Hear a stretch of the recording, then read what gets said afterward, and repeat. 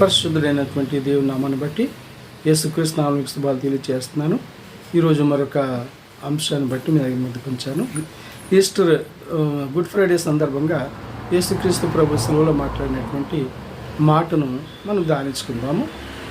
లోక సువార్త 23:34 అంటున్నారు, యేసు తండ్రి వీరేమి చేయించున్నారో మీరు ఎరుగురు కనుక వీరిని క్షమించుము అంటున్నారు.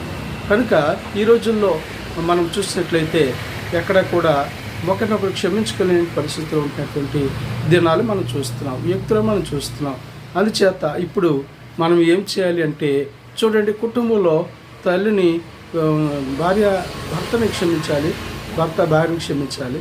అదేవిధముగా మరి తండ్రిని కుమారుని క్షమించాలి, కుమారుని తల్లి క్షమించాలి.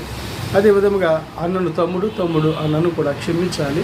ఇలా క్షమించినట్లయితే కుటుంబాలు చాలా అద్భుతకరంగా, దీవెనకరంగా, ఆశీర్వాదకరంగా ఉంటాయని తెలియపరుస్తూ ఉన్నాను. అందుచేత యేసుక్రీస్తు ప్రభువారు శిలువ మీద ఆయన పలికినటువంటి మొట్టమొదటి మాట ఏంటంటే, తండ్రి వీరేం చేయొచ్చిన వీరికి తెలియదు కనుక వీరిని క్షమించుము అని చెప్పినట్లుగా మనం చూస్తున్నాం. అయితే యేసుక్రీస్తు ప్రభువులో ఎంత చక్కని మరి గుణమున్నది, ఇతను క్షమించేటటువంటి ప్రేమ కలిగినటువంటి యేసుక్రీస్తు ప్రభువారు ఈ రోజున మనతో మాట్లాడే విషయం ఏంటంటే, నిన్ను వారిని పొరుగు వారిని ప్రేమించము అని తెలియచేస్తూ, అంతేకాదు మనము క్షమించే వాళ్ళుగా ఉండాలి అనేటువంటి విధానాన్ని బట్టి యేసుక్రీస్తు ప్రభు ఆ సిలువలో పలుకుతున్న మొట్టమొదటి మాట, తండ్రి వీరేం చేయించినా వీరికి తెలియదు కనుక వీరు క్షమించము అని చెప్పినట్లుగా మనం చూస్తున్నాం. కనుక యేసుక్రీస్తు ప్రభు ఎంత ప్రేమమయుడు, ఎంత దయామయుడు, ఎంత కరుణామయుడు.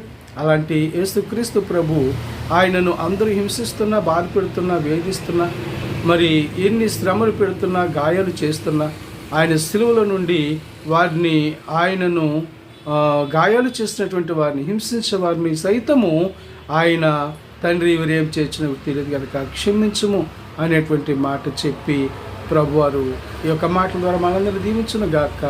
ఆమేన్.